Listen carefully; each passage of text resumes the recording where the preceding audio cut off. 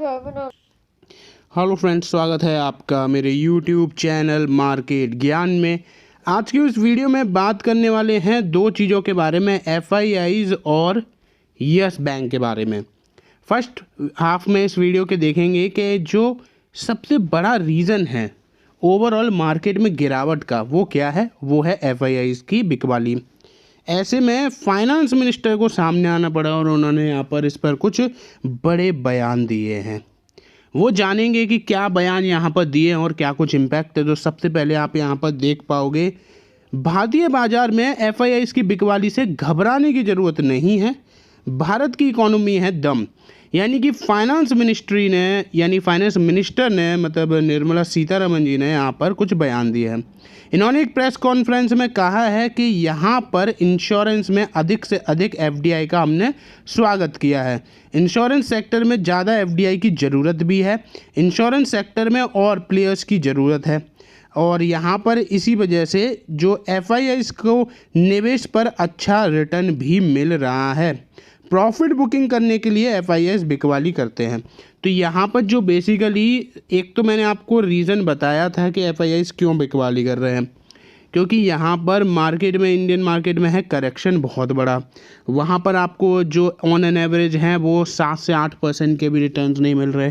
फिर अगर वो दूसरी जगह पर जहाँ पर यील्ड वगैरह इंप्रूव हो गई हैं वहाँ पर रिस्क फ्री इनको 5-6% मिल रहा है। तो 1-2% के लिए अगर इतना रिस्क लेना पड़े तो वो एफआईआईज यहाँ पर कर नहीं रहे हैं। साथ के साथ प्रॉफिट बुकिंग भी आपको यहाँ पर देखने को मिल रही है।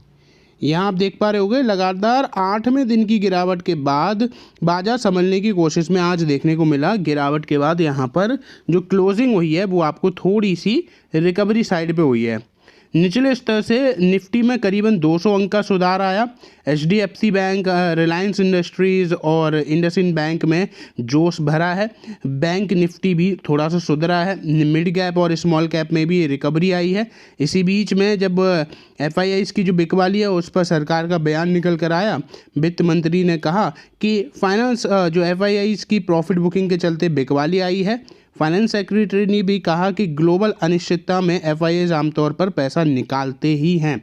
भारतीय जो इकोनॉमी है काफ़ी ज़्यादा पॉजिटिव है। बजट से खपत और निवेश बढ़ाने वाले कदम का ऐलान भी यहाँ पर किया गया है। यानी कि इन्होंने बोला है कि ऐसी कोई डरने वाली सिचुएशन नहीं है। अगर यहाँ पर जो एग्ज़िट किया भी जा रहा है तो उसके पीछे का ये रीज़न नहीं है कि इंडियन इकोनॉमी ख़राब है। इसके पीछे का रीज़न ये है कि जो ग्लोबल अनसर्टेनिटीज़ हैं उसकी वजह से एफआईआईज जो है वो बिकवाली करते ही हैं।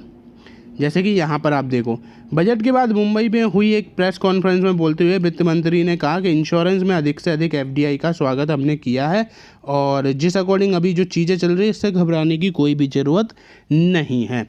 अब देखो, दो चीज़ें हैं। एक तो यहाँ पर जब मार्केट में बहुत बड़ा करेक्शन आ जाता है लोग क्या करते हैं, लॉस में एग्जिट करके चले जाते हैं। वो होते हैं 95% लोग।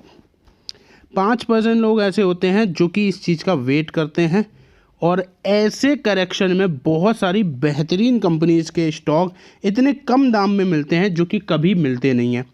तो वो एक टाइप से हो जाती है सेल, यानी कि डिस्काउंट पे ये अपॉर्चुनिटीज़ मिल रही होती है। 5% लोग ऐसे होते हैं जो कि इस वैल्यूएशन पर निवेश कर देते हैं और इन्हीं का पैसा बनता है।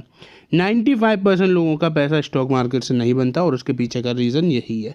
यही कुछ बात जो है वह यहाँ पर एफएम ने समझाने की कोशिश करी है। यहाँ पर अगर आप देखते हो तो कुछ चीज़ें हैं, जैसे कि इन्होंने कहा कि हर एमएसएमई क्लस्टर में सिडबी की शाखाएं होंगी, तो इस पर इन्होंने बताया। फिर भारतीय बाज़ार में बिकवाली से घबराने की ज़रूरत नहीं है, वो भी यहाँ पर इन्होंने बताया। तो इन सारी चीज़ों को कवर करके मैंने इस वीडियो में आपको बता दिया। अब बात कर लेते हैं यस बैंक के बारे में। यस बैंक में आज गिरावट ही रही, यानी कि बहुत बड़ी गिरावट तो नहीं थी। एक टाइम पर ये 17.33 पर पहुंच गया था, लेकिन रिकवरी हुई तो ये शेयर फिर 17.70 के आसपास आ गया। 0.39% की गिरावट के साथ क्लोजिंग हुई। पिछले 5 दिनों में 4% का करेक्शन आपको इस स्टॉक में देखने को मिला। पिछले 1 महीने में 3%, पिछले 6 महीने में 27-28% का करेक्शन है। YTD 10% का करेक्शन है। 1 साल में 35% का करेक्शन है। यानी कि ओवरऑल रिटर्न प्रोफाइल जो है वो पूरी तरीके से नेगेटिव ही नज़र आ रही है। आगे बढ़ते हैं। तो देखो यहाँ पर बड़ी बड़ी बैंक्स ने कुछ चेंजेस करे हैं, और वो चेंजेस किस में करे हैं? क्रेडिट कार्ड पॉलिसी में। इंडिया के मेजर बैंक जो हैं वो अपने क्रेडिट कार्ड रेगुलेशंस को यहाँ पर चेंज कर रहे हैं। इससे रिवॉर्ड पॉइंट्स पर इम्पैक्ट पड़ रहा है, चार्जेस पर इम्पैक्ट पड़ रहा है और बाकी सारी चीज़ों पर भी इम्पैक्ट पड़ रहा है। यानी कि अगर आपके पास भी क्रेडिट कार्ड है तो आपको इन सारी चीज़ों की इन्फॉर्मेशन होना बहुत ज़्यादा ज़रूरी है। अदरवाइज़ जब अचानक से पैसे डिडक्ट होंगे या फिर जो सर्विसेज आप यूज़ कर रहे हो वो नहीं मिल पाएंगी तो आपको फिर दिक्कत होगी। और ये चेंजेस क्यों करेगा?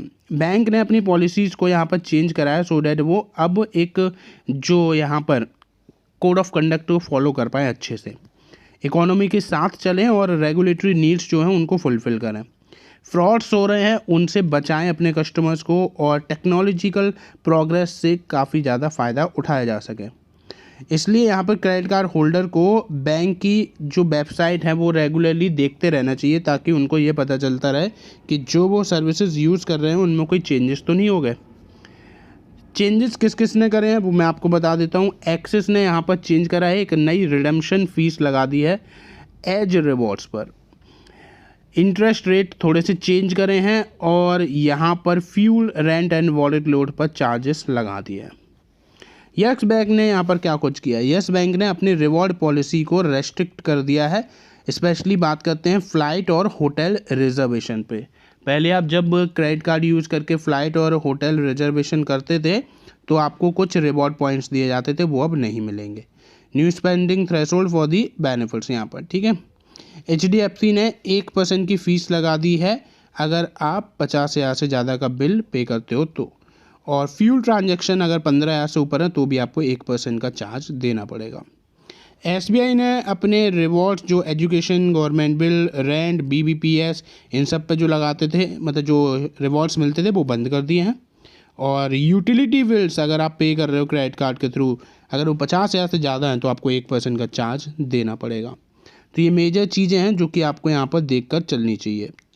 बाकी यस बैंक का अब जो यहाँ पर मार्केट कैप है वो 55,000 करोड़ के आसपास आ गया है, और कर्जा तो आप देख ही पा रहे होगे। साथ के साथ 16 रुपये 55 पैसे का जो एवरेज टारगेट निकल कर आ रहा था, लगभग उसी डायरेक्शन में अभी ये मूव कर ही रहा है। और यहाँ पर यस बैंक के शेयरों को मुनाफा तो हो नहीं रहा, अभी काफ़ी ज़्यादा घाटे में ही ये लोग नज़र आ रहे हैं। बहुत सारे लोग एग्जिट भी कर रहे हैं, क्योंकि मैंने आपको शेयर होल्डिंग पैटर्न दिखाया था लेटेस्ट में, उसमें रिटेल होल्डिंग यस बैंक की काफ़ी हद तक कम भी हुई है। तो ये है ओवरऑल सिनेरियो जो कि मैंने आपके साथ इस वीडियो में शेयर किया है। फ़िलहाल वीडियो में बस इतना ही। वीडियो अगर आपको अच्छी लगी हो तो प्लीज़ एक लाइक ज़रूर कर दीजिएगा। चैनल पर फर्स्ट टाइम विजिट कर रहे हो तो सब्सक्राइब जरूर करिएगा। धन्यवाद।